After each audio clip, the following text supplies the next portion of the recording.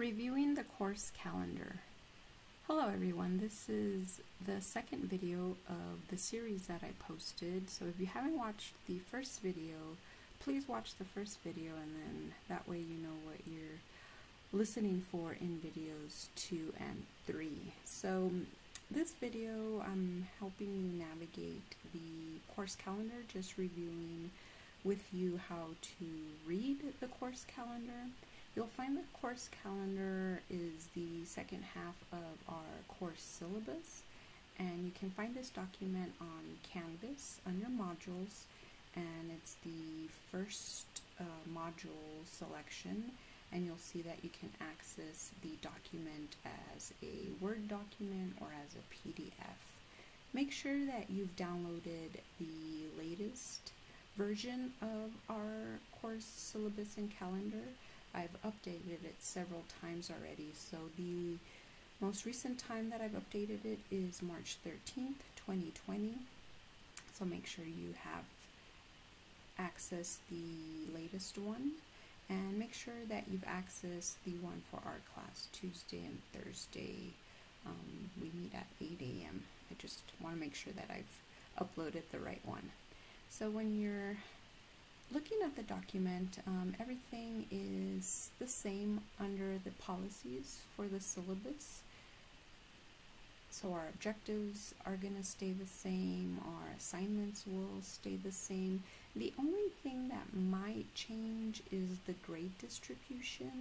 I'm just thinking that in case we have to work through maybe some other challenges, like maybe the college will tell us that we have to change our approach to something, this is what might change. So just keep that in mind, but for now I haven't seen a need to change our grade distribution.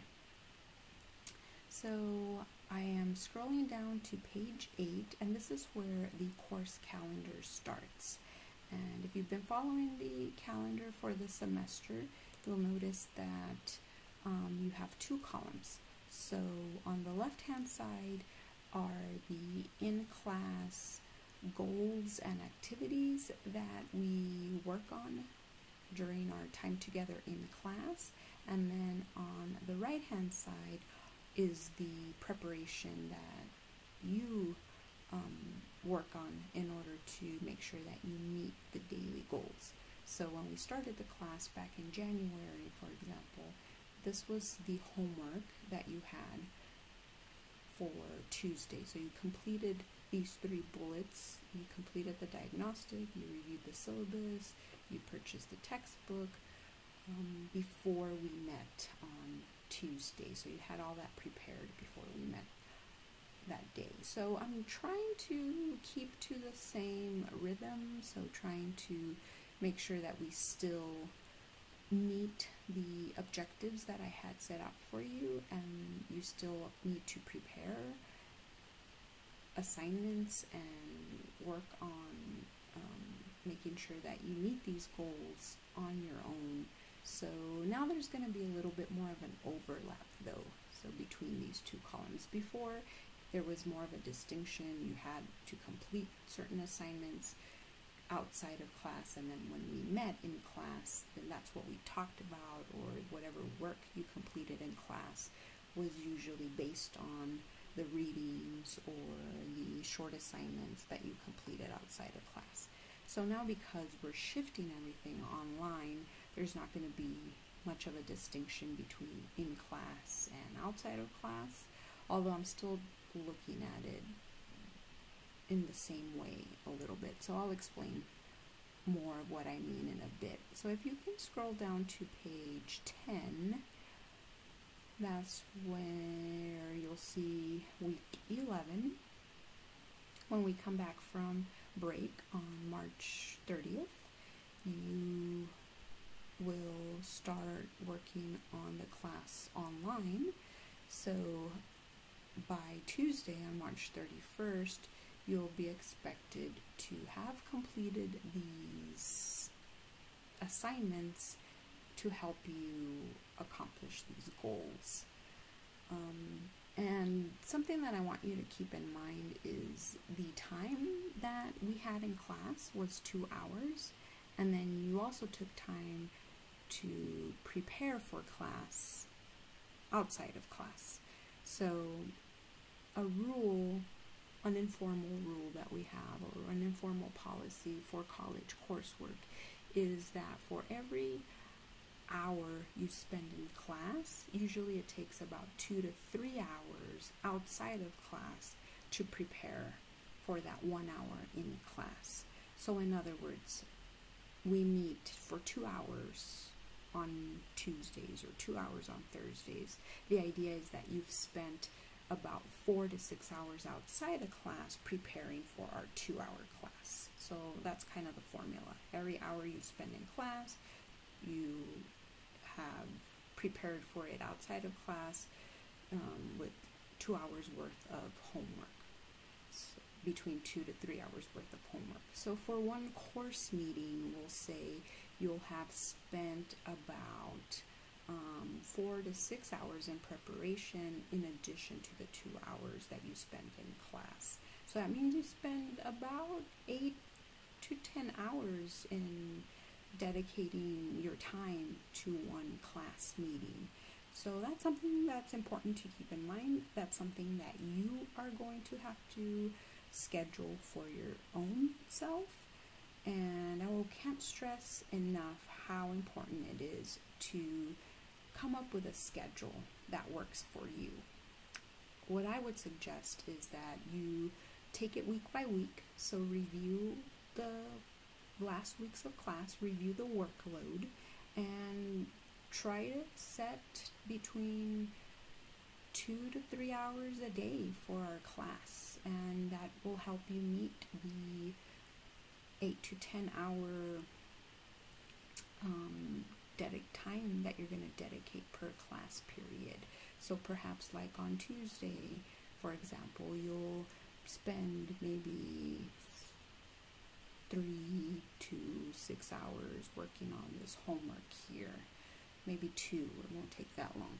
So then on Tuesday, when we were actually scheduled to meet, you'll spend another 4 hours working on these assignments. So that way you've divided up your time in a way that works for you. So I know that you're now going to pace yourself, and you're going to be in charge of fulfilling the in-class requirements that we used to have when we met face-to-face. Now you're in charge of meeting those requirements on your own. And one tricky thing with online courses is that I think students tend to feel like they can rush through assignments, or they can rush through lessons because it's at their own pace. So they want to like squeeze in everything within a 2-hour frame and squeeze all that time that was spent in a week in class and outside of class, want to squeeze it into a shortened time frame, and that's not going to work. Rushing through lessons will not work. It will show in the work that you submit. It will also not help you get what you want to get out of this class. So I highly recommend that you see this online instruction as a shift in a way that you're pacing yourself, but you're not going to be working less hours on this course. It's just a shift in the way that you're receiving instruction, but you're still going to spend quite a bit of time preparing for our class and also following through the guided instruction that I'm going to give you in the form of online presentations and PowerPoint presentations and videos and documents. So just make sure that you keep that in mind, and that you still dedicate the amount of time that you used to when we used to meet face-to-face. You still dedicate that time as you are working on this class through an online platform. Okay, so on Tuesday when we come back, So you know that this is what we would have done in class, but now you're doing it on your own pace. So before Tuesday, I would say, make sure that you read the essay number 3 prompt that posted on Canvas, that you read this chapter in They Say, I Say. So then on Tuesday, you can watch the videos that are posted to Canvas, and then you can review the essay prompt again if you didn't review it as you were instructed to for homework. And then I want you to respond to the discussion post that ties in the chapter to the essay number 3 paper prompt. I've tried to be as specific as possible, so I've given you dates and times when work is due. I'm trying to be as flexible as I can, so I know that you're not everybody's going to have access to technology all day, every day. So whatever system works for you, make sure that you're able to meet the deadlines I have set out for us. If for some reason these deadlines seem like they're not going to work for your schedule, for your access to technology and your access to the internet, make sure that you contact me. I am here to try to help you navigate through this time, try to make sure that I connect you to the proper resources. The computer lab at school is going to remain open, so they're wanting to meet the needs of students that perhaps don't have access to technology, and that's a resource that you'll have at your disposal. The computer lab at school, they're going to sanitize their technology, so they're going to make sure that they disinfect it and make sure that they keep the numbers low inside the computer lab, so you don't have to worry about your exposure to the virus that's going on right now, and you're still able to go to a space where you have access to the technology that you need. But again, if you think that you're going to have trouble accessing technology, make sure that you contact me, because I do have these deadlines that are set, and for some reason, if you cannot meet these deadlines, my expectation is that you're contacting me. I want to be able to keep on pace with our class. I also want to try to be flexible because I know that everybody's situations are different, but something that I don't want to happen is to have you fall too far behind where it's going to be difficult for you to catch up.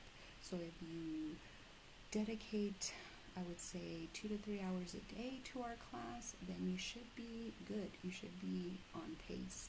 If you can't, I would say you need to access Canvas at minimum twice a week, so you can get the assignments that you're working on for that week. You can review the presentations and the handouts and the documents and the videos that are there to guide you through the work that you have to complete.